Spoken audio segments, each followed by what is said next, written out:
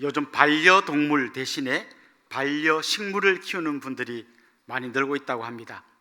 아마 여러분 가정에도 화분 몇 개쯤은 아마 갖고 계시는 분이 있을 텐데요. 꽃이나 나무를 키워보신 분들은 알겠지만 이거 절대로 쉽지 않습니다. 어떤 나무는 물을 많이 줘야 되고 어떤 나무는 물을 조금 줘야 되는 그리고 햇볕을 봐야 되고 공기도 통해야 되고 이 모든 걸 좀 알아야 어느 정도 반려식물을 키울 수 있을 겁니다.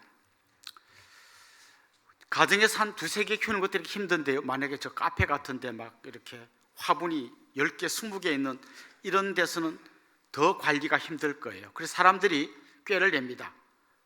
생화 대신에 조화로 딱 이렇게 장식을 합니다. 조화의 장점이 무지 많아요. 절대 시들지 않습니다. 물을 줄 필요도 없고 햇볕 이런 거 신경 안 써도 됩니다. 그리고 한겨울에도 꽃을 볼 수 있습니다. 그런데도 사람들이 왜 조합보다는 좀 살아있는 나무, 생화에 더 많은 관심과 사랑을 기울이게 될까요? 거기에는 생명이 있기 때문입니다. 조화는 아무리 보기 좋아도 심지어 꼭 진짜 같아도 그 안에는 생명이 없습니다. 정확하게 말하면 꽃이나 나무가 아니고 꽃 같은 물건일 뿐인 거죠. 여러분, 사람과의 관계에서도 조화 같은 관계가 있고 생명력 있는 생화와 같은 관계가 있다는 거 아십니까? 부부가 처음 결혼하면 막 눈에서 꿀이 떨어집니다. 그때는 뭐든지 다 해줄 것 같습니다. 자기야 저 하늘에서 별을 따줘 하면 막 점프하면서 진짜 막 따려고 막 이럽니다. 그렇게 살다가 5년 10년 지나면 어떻게 될까요? 사랑이 점점 식어갑니다. 그런데 신혼초에 약속이 있잖아요. 내가 매일 청소기 밀어주고 일주일에 한 번은 설거지를 해주고 결혼기념일은 여행을 시켜주고 막 이런 걸 약속을 잔뜩 해줍니다. 나도 약속해줄게. 매일 난 아침밥을 해주고 당신 입을 와이셔츠를 달아주고 내가 다 해줄게. 이렇게 했는데 사랑이 식으면 어떻게 될까요? 하면서 짜증이 나기 시작합니다. 진짜 내가 이러면서 이제 계속 하게 됩니다. 그럼 겉으로 보면 할 걸 다 하는 거예요. 근데 그 안에 뭐가 없어요? 사랑이 식어버린 거예요. 그런 관계는 마치 생명 없는 조화 같은 관계인 거죠. 겉으로 보면 똑같이 하는 것 같지만 그 안에 진짜 있어야 될 생명이 없는 것처럼 진짜 있어야 될 사랑이 빠져버리게 되는 거죠. 오늘 본문이 좀 이런 주제로 이야기를 하고 있습니다. 오늘 본문에 보면 바리새인들이 예수님을 찾아와서 뭔가 또 논쟁을 해서 예수님을 한번 꺾어보려고 하는 그런 이야기가 계속해서 이어지고 있습니다. 지금 헤롯 땅과 바리새인들이 한번 왔었고요. 지난주에는 사두개인들이 와가지고 남편 7과 여자 1명이 다 결혼했으면 나중에 부활 때 누구와 부부가 되냐 이런 난해한 질문 던졌다가 예수님에게 한 방 먹고 아주 참패를 당하고 돌아갔습니다. 그 소문을 들은 바리새인들이 이번에 우리가 한번 예수의 길을 한번 꺾어보자 이런 마음으로 또 찾아온 것 같습니다. 그리고 그 중에 한 율법사가 예수님에게 아주 중요하고 심각한 질문을 딱 던집니다. 이렇게 질문한 거죠. 예수님, 성경에 보면 수많은 계명이 있고 또 수많은 율법이 있는데 그 중에서 제일 큰 계명이 뭡니까? 제일 중요한 계명이 뭡니까? 이건요, 또 잘 보면 어떤 함정이 있는 질문이에요. 여러분, 그 부모님들이 아이에게 물어보잖아요. 한 3살, 4살 된 아이에게 엄마가 좋아, 아빠가 좋아 이렇게 물으면 아이가 잠깐 고민하죠. 이렇게 노련한 아이들은 두 분 다 좋아요 이렇게 하지만 좀 철없는 아이는 자기도 모르는 사이에 엄마 이렇게 말하잖아요. 그때 아빠의 눈에서 뭔가 서늘한 기운이 지나가는 게 보이잖아요. 그럼 애가 뒤늦게 아빠도 좋아하지만 이미 늦었어. 아빠는 이미 마음에 약간의 상처를 입게 되죠. 지금 이들의 질문이 꼭 이와 같은 거예요. 어느 계명이 제일 큰 계명입니까? 뭐가 제일 중요합니까? 예수님이 이거라고 말하는 순간 다른 계명 그럼 안 중요하단 말입니까? 이제 이런 이야기가 기다리고 있는 거죠. 근데 놀랍게도 예수님은 정확하게 이게 제일 중요한 계명이다라고 말씀해 주셨어요. 우리 뭔지 한번 37절부터 39절 같이 한번 읽어봅시다. 예수께서 이르시되 내 마음을 다하고 목숨을 다하고 뜻을 다하여 주 너희 하나님을 사랑하라 하셨으니 이것이 크고 첫째 되는 계명이요 둘째도 그와 같으니 내 이웃을 내 자신같이 사랑하라 하셨으니. 자, 여기 지금 두 가지 예수님이 말씀하셨는데 두 계명의 공통점, 가장 중요한 단어가 뭡니까? 사랑입니다. 사랑. 첫째는 하나님 사랑, 둘째는 이웃 사랑이라고 말씀하셨습니다. 지금 예수님은 그 당시 그들이 지키던 율법이요, 다 합치면 613가지였는데 613가지 중에 요 2개가 제일 중요하다 이렇게 말씀하신 게 아니고, 사실은 모든 계명이 이 하나님 사랑과 이웃 사랑에서 나오는 거다 이렇게 말씀하신 거예요. 거꾸로 이야기하자면, 만약에 너희들이 열심히 율법을 지키지만 거기에 하나님 사랑과 이웃 사랑이라고 하는 여기에 빠지면 그건 마치 생명 없는 조화 같은 그런 신앙생활이라고 이야기하는 거예요. 특별히 지금 예수님에게 찾아온 바리새인들이야말로 철저히 율법을 지키는 사람들로 유명했습니다. 바리새인 중에 바리새인이었던 사도 바울은 나중에 그가 그런 고백을 했습니다. 나는 율법의 의로는 흠이 없는 사람이었다. 무슨 말이에요? 자기는 613가지 중에 안 지킨 게 하나도 없다는 거예요. 모두 다 지켰다는 거예요. 근데 문제는 뭐였을까요? 그 안에 사랑이 없었다는 겁니다. 마치 겉으로는 멋진 나무 같은데, 멋진 꽃 같은데 실제로는 조화였던 거죠. 생명력 없는 꽃이었던 거죠. 사랑 없는 율법이었던 거죠. 지금 예수님은 그걸 이야기하는 거예요. 바리새인들은 예수님에게 한 방 먹이러 왔다가 예수님의 되치기에 아주 심각한 타격을 입고 물러가 버린 게 오늘 본문의 내용입니다. 그렇습니다. 하나님 말씀을 우리가 따라 순종하려고 할 때 그 모든 뿌리에는 사랑이 있어야 합니다. 그런데 여기서 한 번 더 우리가 질문을 던져봐야 하는데요, 어떤 사랑인가? 라는 질문이에요. 왜냐하면 사랑이란 말이 너무 흔한 말이 되었어요.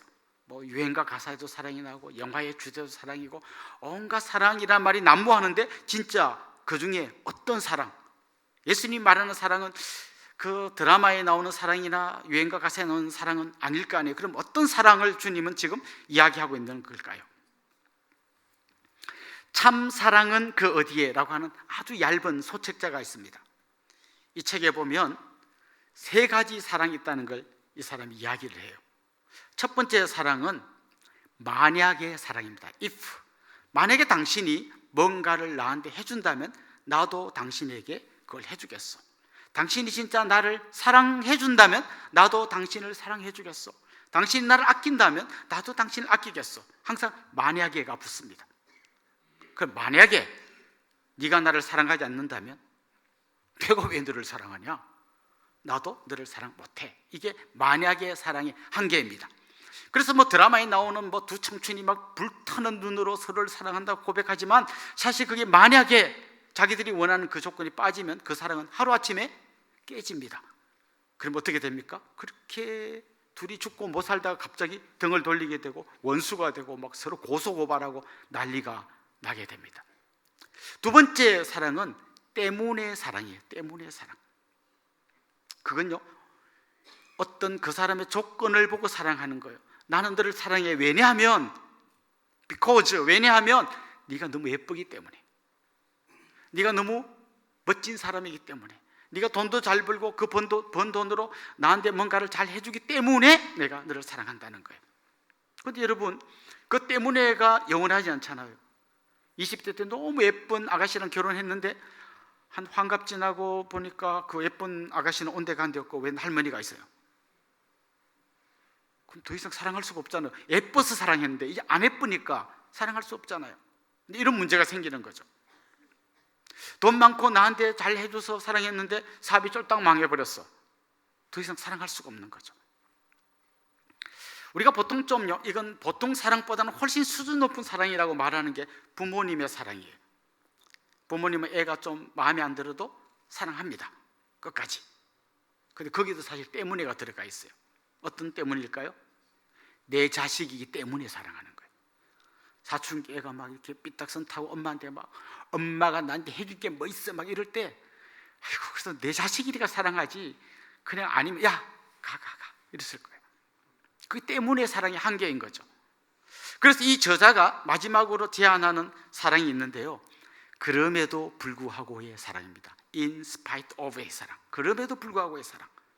이 사람이 나한테 좀 못하지만, 뭔가 잘못하지만 그래도 끝까지 품고 사랑하는 거예요. 이게 바로 성경이 말하는 사랑이고, 이게 우리가 꿈꿔야 할 사랑이라고 소개합니다. 그 책 읽으면 모두 감동받고 맞아, 이게 진짜 사랑이야 라고 말합니다. 그런데 진짜 그런 사랑을 하는 것은 절대로 쉽지 않습니다. 여러분 지금 이 설교를 들었다고 이제부터 여러분이 나는 지금부터 그럼에도 불구하고 사랑을 할 거야, 남편이 아무리 나한테 못되게 해도 나는 끝까지 그분을 사랑할 거고, 쉽지 않을걸요 아마. 나는 쉬운데 이런 분이 지금 한 두 분 계시는 것 같아요. 왜 이게 쉽지 않은가 하면요, 그런 사랑을 받아본 적이 없기 때문이에요. 그게 뭔지를 잘 몰라요. 이론으로는 아는데 실제로 경험해 보지 못했기 때문이에요. 그런데 여러분 이걸 아셔야 합니다. 하나님은 먼저 우리에게 그런 사랑을 보여주신 다음에 이렇게 계명을 지키고 말씀을 따라 살으라고 말씀하셨어요. 여러분이 잘 아시는 십계명, 여러분 십계명이 성경에 어디에 있는지 아십니까? 어떤 분은 물었더니 찬송가 뒤에 있습니다 이렇게 말하는데요, 십계명은 출애굽기 20장과 신명기 5장 두 군데에 나옵니다. 근데 이 십계명을 잘 보면요, 1계명, 2계명부터 쭉 해서 10계명까지 나오는데 그 전에 십계명에 서문이 있습니다. 서문. 이 서문에 나오는 이 말씀을 우리가 제대로 이해하지 못하면 십계명을 제대로 이해하지 못한 거예요. 그 서문에 이런 말씀이 나옵니다. 우리 출애굽기 20장 2절 말씀 같이 한번 읽어봅시다. 나는 너를 애굽 땅 종되었던 집에서 인도하여 낸 내 하나님 여호와니라. 지금 이 십계명을 주신 분이 누군가 하면 애굽 땅 종되었던 집에서 그들을 인도해 내신 하나님이 십계명을 지키라고 말씀하시는 거예요. 하나님이 애굽에서 이스라엘 백성을 구원한 이 이야기는 우리가 너무 잘 아는 이야기예요. 그 출애굽기에 다 나오잖아요. 그런데 여러분 이건 곰곰이 생각해 보면 굉장히 미스테리한 사건이에요. 만약 여러분이 사장님이셔서 직원을 뽑는다면 여러분 어떤 직원을 뽑고 싶습니까? 직원이 뽑는다 했더니 한 15명쯤 왔어요. 한 명 뽑는데 그중에 여러분 어떤 사람을 뽑을 것 같습니까? 이왕이면 좀 똑똑하고, 이왕이면 좀 생긴 것도 좀 훤칠하고, 그리고 이야기해보니까 좀 싹싹하고 일도 잘할 것 같고, 이런 사람 뽑지 않겠습니까? 그래야 여러분 회사가 잘 될 거 아닙니까? 자, 그럼 하나님이 자기 백성을 뽑는 거예요. 누구를 뽑아야 하나님 얼굴이 빛날까요? 정말 잘 나가는 나라에 정말 힘 있는 나라 사람들을 뽑아놓고 얘들이 내 백성이 하니까 그랬다면 사람들이 역시 하나님 나라 백성은 정말 대단해 이럴 거 아닙니까? 근데 하나님 말도 안 되게 어디에서 찾아냈는지 저 애굽에서 종살이하는 노예들을 자기 백성이라고 부르신 거예요. 여러분 그 노예를 부르면 어떻게 되겠어요? 이거 하나님 얼굴에 먹칠하는 거 아니에요? 하나님 나라 백성이 누굽니까? 저기 노예 쟤들이. 왜요? 제일 힘없고 비리비리하고 그냥 맨날 채찍 맞고 그냥 울고 막 마음이 엉어리진 상태 때문에 막 걸핏하면 하나님께 대들고, 이런 사람을 뽑아가지고 뭔 하나님에게 유익이 있고 뭔 도움이 되겠어요? 근데 놀랍게도 하나님은 그런 사람들을 하나님 나라의 백성으로 뽑았다는 거예요. 그럼 노예의 입장에서 한번 생각해 봅시다. 노예의 삶은 어떤 거죠? 아침에 일어나면 일하러 가야 돼. 가서는 그냥 죽으라고 일해야 되고, 조금만 성과가 없으면 채찍으로 때려가지고 온몸에 멍이 들고 그 막 분을 사귀지 어떻게 해볼 도리가 없잖아요. 그리고 집에 와서는 그냥 쓰러져서 기절했다가 또 그 다음날 되면 또 거기 또 가야 돼. 매일 가야 돼요. 오늘 몸이 아프니까 뭐 결근하겠어, 뭐 휴가 좀 며칠 주지, 그런 거 없어요. 그냥 하루도 쉬지 않고 매일 끌려가서 죽으라고 일하는 게 노예입니다. 물론 음식은 주죠.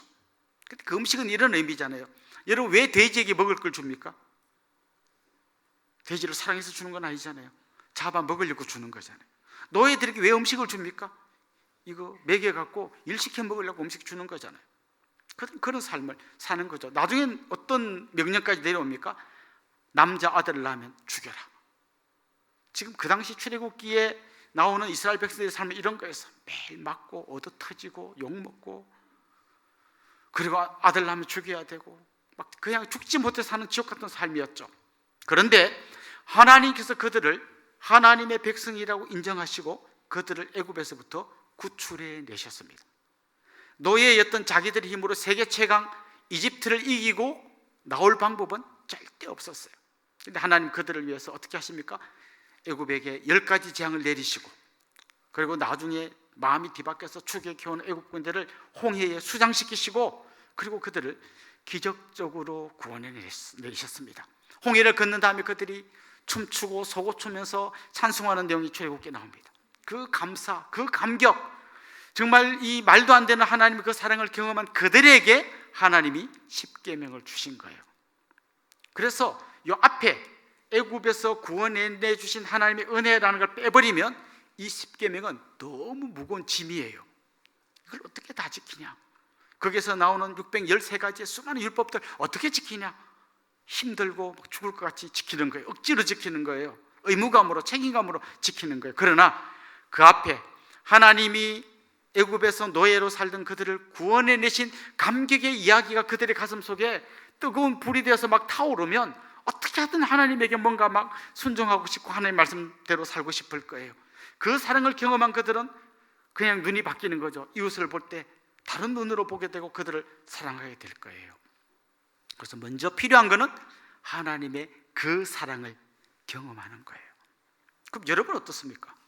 여러분 애굽에서 종살이 한 적도 없고 홍해를 건넌 적도 없잖아요.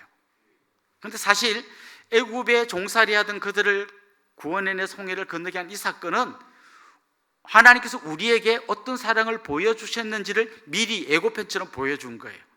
그럼 우리에게는 어떤 사랑을 보여주셨습니까? 사실 우리 모두는 예외 한 명도 없이 모두가 죄 가운데서 태어나서 영원한 지옥 형벌을 받아야 될 그런 존재들이에요. 죄와 죽음의 늪에서 헤어나오지 못하고 그렇게 살다가 죽어야 될 사람들이에요. 우리는 마귀의 종로로 타면서 그냥 마귀가 원하는 대로 이리저리 끌려다니면서 살다가 인생이 끝나야 되는 그런 사람들이에요. 그런데 이런 우리를 위해서 하나님이 자기 아들을 보내주셨고 그 아들이 십자가에 못 박혀 죽는 엄청난 형벌을 우리 대신 받아주심으로써 우리에게는 놀라운 구원이 찾아온 거예요. 그래서 우리는 하나님의 백성이 되고 하나님의 자녀가 된 겁니다.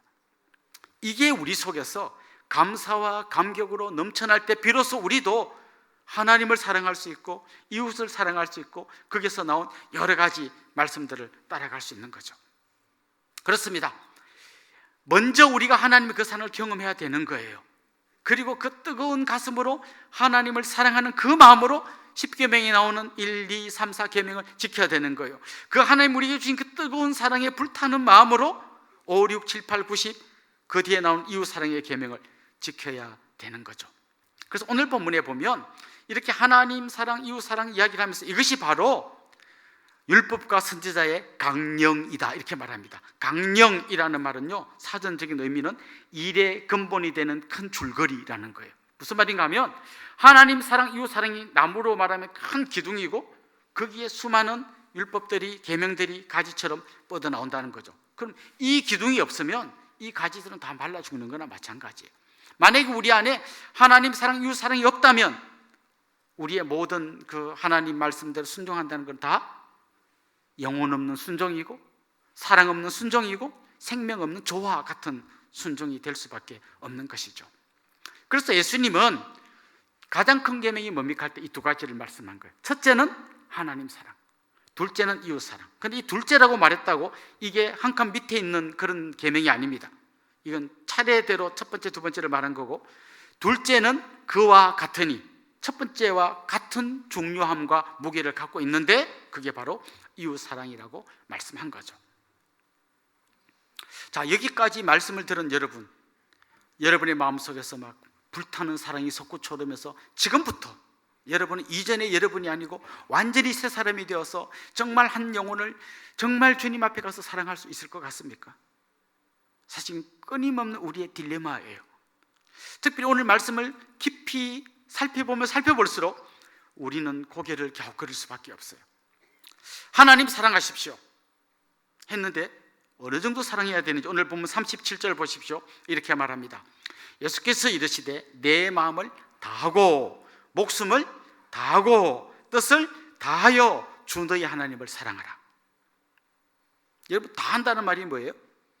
내 마음과 내 생명과 내 뜻 그야말로 내 존재 전체를 온전히 하나님께 100% 드리라는 거예요.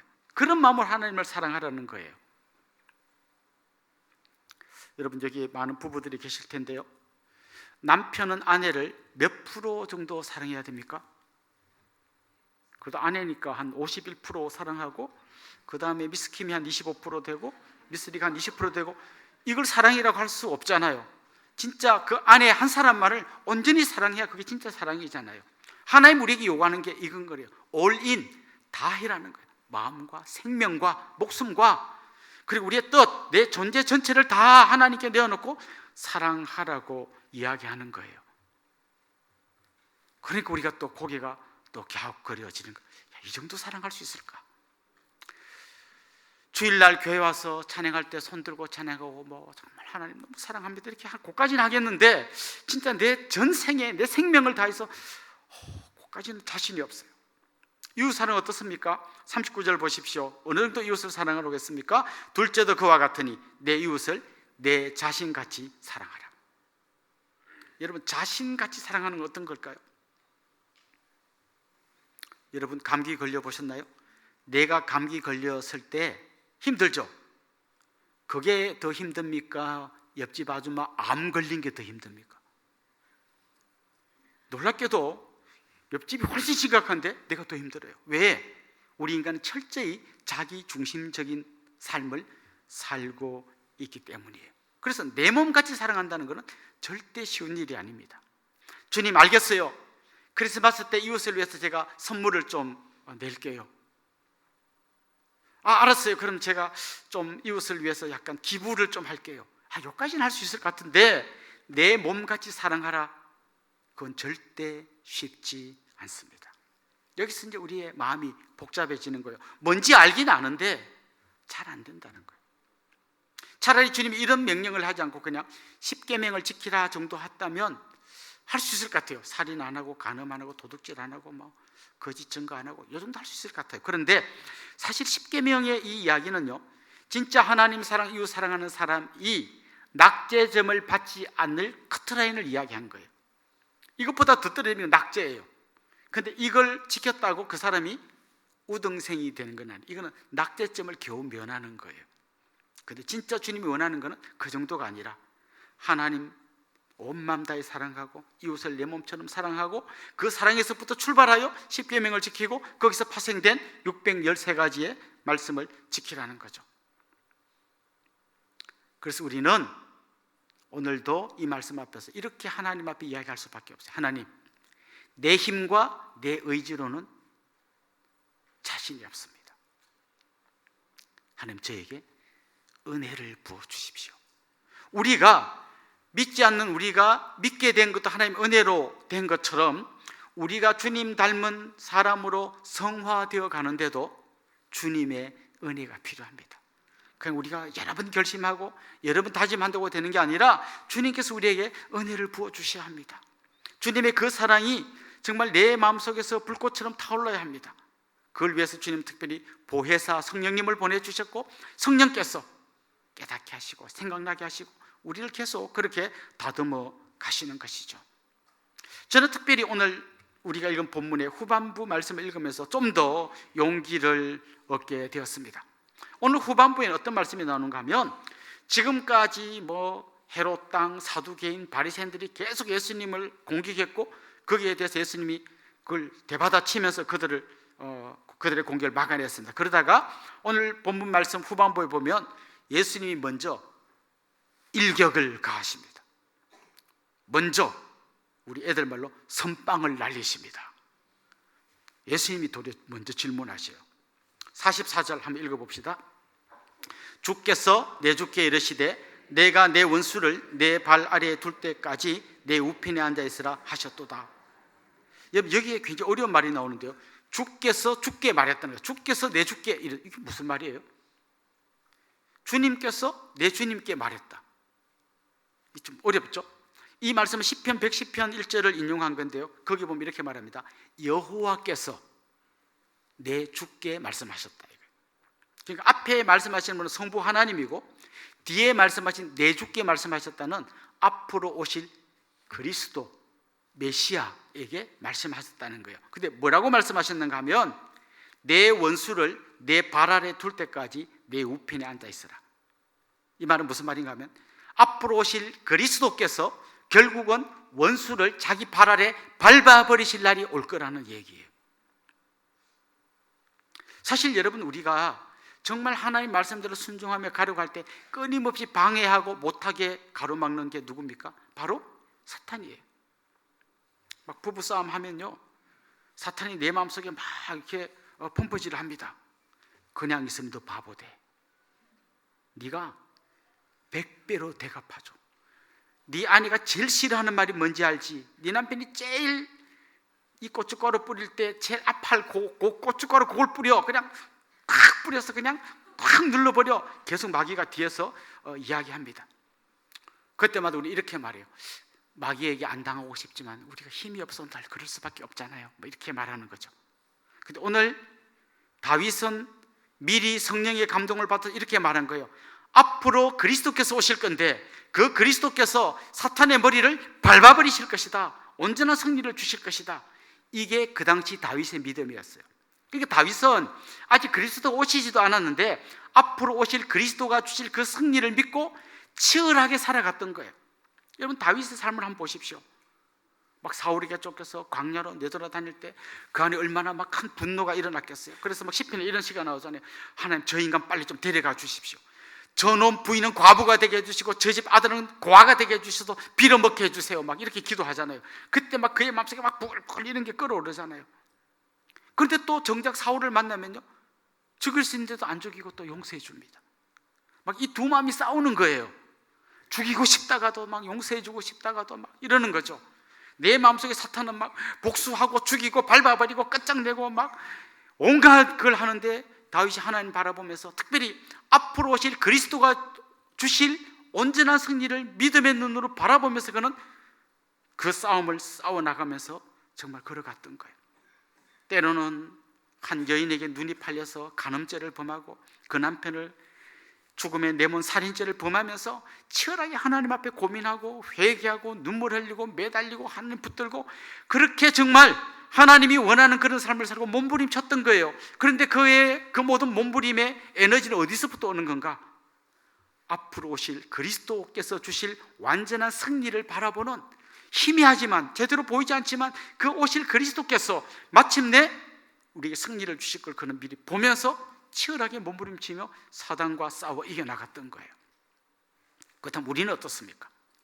우리는 앞으로 오실 그리스도가 아니라 이미 오셔서 십자가 위에서 우리의 모든 죄를 다 짊어지시고 우리의 모든 아픔과 상처를 짊어지셨을 뿐만 아니라 부활하셔서 사탄의 머리를 밟으시고 완전한 승리를 얻으신 그 주님을 바라보고 그 주님의 손을 잡고 가는 사람들이에요. 분명히 여러분에게도 사탄이 수없이 공격할 거예요.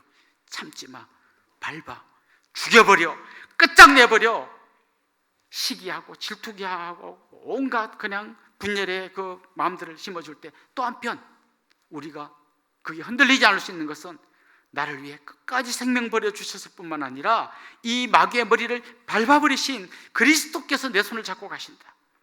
그래서 내가 그 주님 손을 붙들 때 내 마음속에 있는 이 온갖 사단의 유혹을 이겨내고 승리할 수 있는 거예요. 그래서 여러분이 이 승리를 매일 경험하셔야 돼요. 오늘 이 설교를 듣고 남편을 사랑해야지 하고 집에 딱 갔는데 남편이 이렇게 말할 거예요. 왜 이렇게 늦게 왔어? 어디서 놀다 왔어? 이렇게 말할 수 있습니다.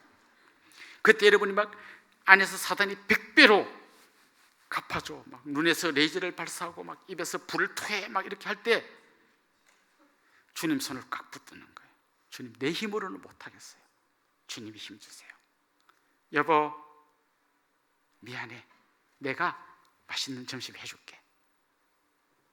그때 여러분 보셔야 돼요. 마귀가 막 응원하다가 힘이 쭉 빠지면서 패배하고 돌아가는 걸 여러분 경험하셔야 돼요.